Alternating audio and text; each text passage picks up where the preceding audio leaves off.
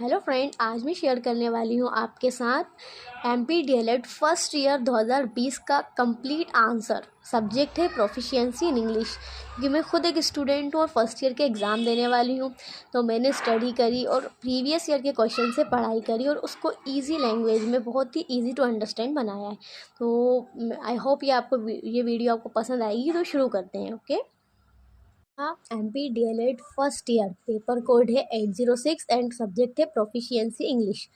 और total marks जो होते हैं इसके 25 होते हैं ईयर 2020 का पेपर। तो पहला क्वेश्चन है चूज़ द करेक्ट ऑप्शन, जो कि 5 नंबर का है, जिसका सोल्यूशन ये लिखा। और फर्स्ट क्वेश्चन है इसमें diphthongs are also known as. जो डिप्थोंग्स होते हैं वो इम्प्योर वॉवेल्स होते हैं। और कई क्वेश्चंस में आ जाता है मोनोथोंग्स, तो मोनोथोंग्स में अगर आए तो हमको लिखना है pure vowels. And the second question is which of the following method improvement pronunciation.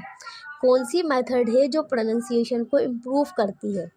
Option A है इमिटेशन मेथड, बी है सब्सटेरी मेथड एंड थर्ड है फोनेटिक मेथड। तो ये तीनों मेथड जो है इम्प्रूव करती हैं हमारे प्रोनाउंसिएशन को। तो आंसर डी इसका करेक्ट होगा, all of the above.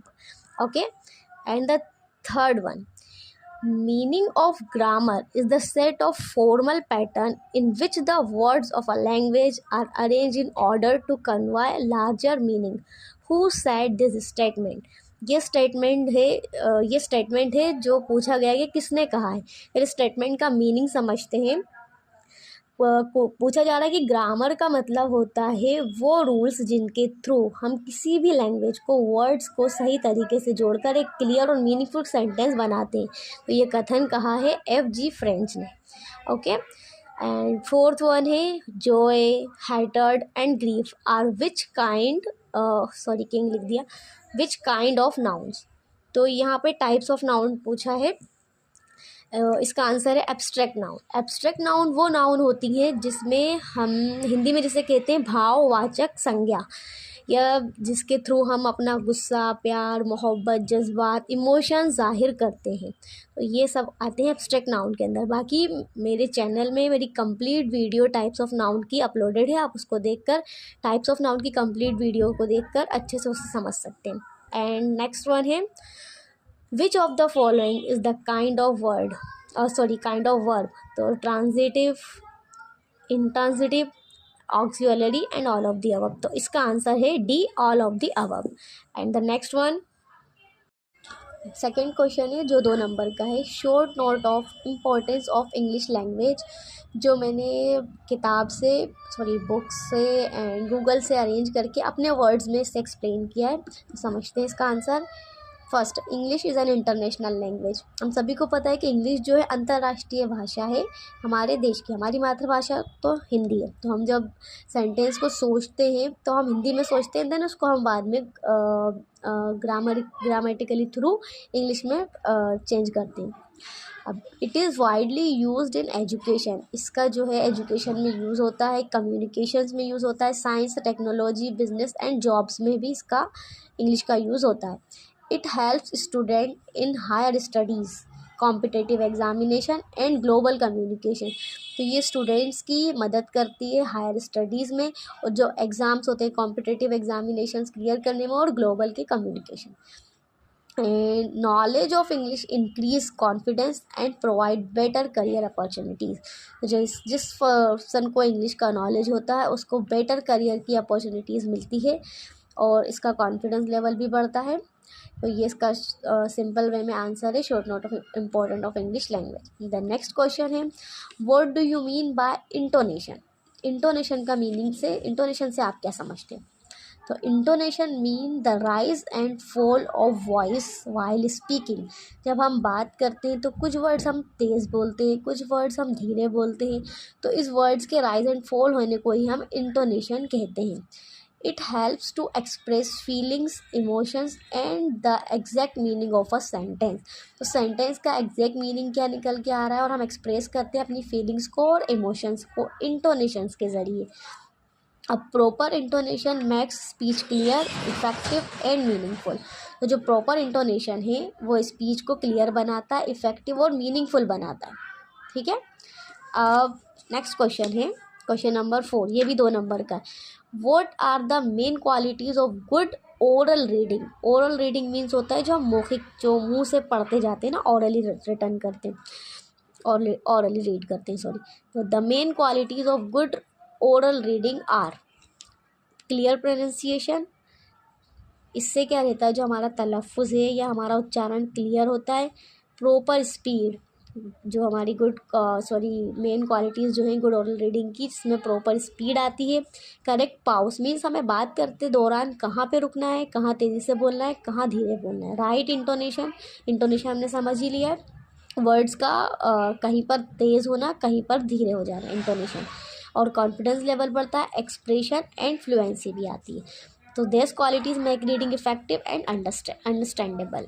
Okay, अब हम आगे क्वेश्चन नंबर 5 पढ़ेंगे, जो है right 3 main kind of script of English language. तो यहाँ पे 3 प्रकार पूछे इंग्लिश लैंग्वेज के, तो 3 प्रकार जो अकॉर्डिंग डीएलएड के अकॉर्डिंग जो आंसर होगा वो ये होगा, print script, cursive script and rounded cursive script. अब 6 नंबर क्वेश्चन है, what is dialogue writing.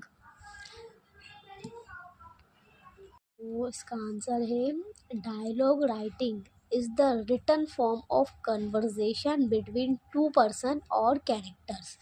Means जब दो लोग या दो से ज़्यादा लोग आपस में बातें कर रहे हैं, रिटन फॉर्म में, लिखी हुई फॉर्म में बातें कर रहे हैं, तो उसको डायलॉग राइटिंग कहते हैं। जैसे एग्जांपल है यहाँ पर, रिया जो बोल रही है, प्रिया से बोल रही है हाउ आर यू, देन प्रिया जवाब देती है आई एम फाइन। तो ये दो लोगों का कन्वर्जेशन है रिटन फॉर्म में, तो हम इसको डायलॉग राइटिंग कहेंगे। नेक्स्ट क्वेश्चन है 7 number, what do you mean bye homophones with example. Homophone से आप क्या समझते हैं, एग्जाम्पल से समझाइए। Homophones are words which sound the same but have different meaning and spelling।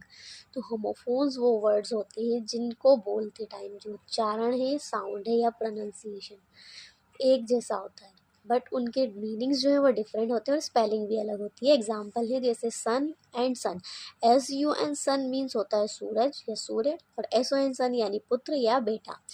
और सेकेंड एग्जांपल है राइट, RIGHT राइट मीन्स सही, और WRITE राइट मतलब लिखना, मीन्स सुनने में एक जैसे बट स्पेलिंग और मीनिंग डिफरेंट है। तो होमोफोन्स की कंप्लीट वीडियो मेरे यूट्यूब चैनल पे अपलोडेड भी है, उसको आप कंप्लीट समझ सकते हैं होमोफोन्स के कई एग्जांपल्स के साथ। एंड 8 सेकेंड लास्ट क्वेश्चन है, what is intensive reading. It is the careful reading of a short text to understand every word, meaning and grammar clearly। मतलब इसका जो इंटेंसिव रीडिंग का मेन एम जो होता है, टेक्स्ट जो लिखा है उसको ध्यान से पढ़कर उसके एग्जैक्टली मीनिंग को, उसकी ग्रामर को समझना होता है क्लियरली। अब इसके 2 एम्स पूछे हैं, any 2 aims for intensive reading. तो पहला है to understand the exact meaning of the text clearly, means वही जो लिखा हुआ है उसको एग्जैक्ट मीनिंग को समझना। And the second to improve vocabulary and grammar knowledge, मतलब ग्रामर की जो नॉलेज है उसको बढ़ाना और वोकैबुलरी को बढ़ाना। ये है 8th क्वेश्चन का अथवा या और वाला क्वेश्चन का आंसर। तो पहले क्वेश्चन पढ़ते हैं, what are the main causes responsible for retardation in reading of English language. Question पूछ रहा है कि जो इंग्लिश लैंग्वेज रीड करने में हम लोगों को किस किस कठिनाइयों का सामना करना पड़ता है।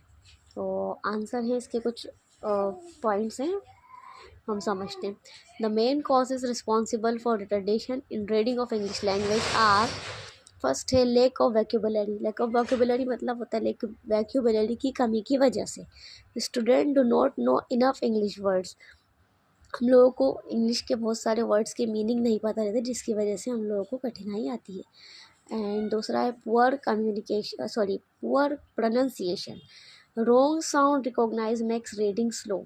तो जब हम प्रोनाउंसिएशन उच्चारण सही तरीके से नहीं कर पाते, जिसकी वजह से भी इंग्लिश रीड करने में प्रॉब्लम्स आती है। तो एक पुअर प्रोनाउंसिएशन भी इसका एक कॉसेस है। थर्ड है lack of practice, no regular habit of reading English, क्योंकि हम लोग रेगुलर में इंग्लिश को यूज़ नहीं करते, हमारी हैबिट नहीं होती, जिसकी वजह से मतलब प्रैक्टिस की कमी की वजह से भी ये प्रॉब्लम आती है। वीक ग्रामर नॉलेज, तो हम लोगों को सभी लोगों को ग्रामर में डिफ़िकल्टी आती है, ग्रामर की कमी होने की वजह से या ग्रामर में कमज़ोरी होने की वजह से ये रीडिंग ऑफ रिटर्डेशन ये जो है इसका सामना करना पड़ता है, difficult to understand sentence structure. And fifth point है मदर टंग इंटरफेरेंस। मीन्स हमारी जो मातृभाषा है हिंदी है, तो हम इसकी इसी भाषा में सोचते हैं, इसी भाषा में हम अपने वर्ड्स को पहले हिंदी में दिमाग में लाते हैं, उसके बाद हम उसको इंग्लिश में ट्रांसलेट करते हैं। तो ये भी एक बड़ी रुकावट होती है, student translate everything into their own language. And the last है poor comprehension skill. Student can read words but can not understand meaning. Student जो होते हैं वर्ड्स को तो रीड कर लेते हैं लेकिन मीनिंग मालूम भी नहीं होता, जिसकी वजह से रुकावटें आती हैं। एंड ये 8th क्वेश्चन था। एंड लास्ट क्वेश्चन 9th जो मैंने अपने इसमें नहीं लिखा है, जो कि एप्लीकेशन और लेटर से रिलेटेड था, तो वो किसी भी टॉपिक पर आ सकता है। एंड ये कंप्लीट वीडियो रही 2020 का प्रोफिशिएंसी इंग्लिश का complete question paper with answer. Videos पसंद आए तो लाइक करें, चैनल को सपोर्ट एंड सब्सक्राइब करें। Thank you.